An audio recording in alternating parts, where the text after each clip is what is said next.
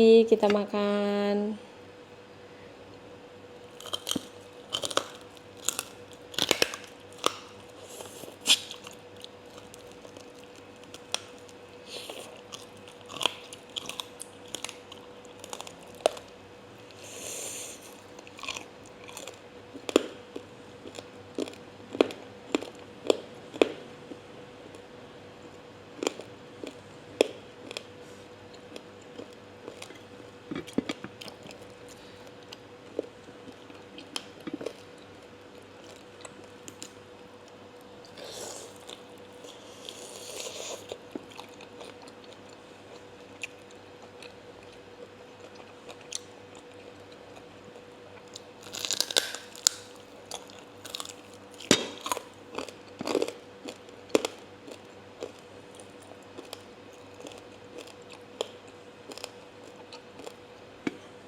Nah, jadi ini agak beda sama yang biasa dimasak babi kecap. Pastinya lebih lembut kalau dimasak rebus. Cuma ini enak banget, crispy sekali.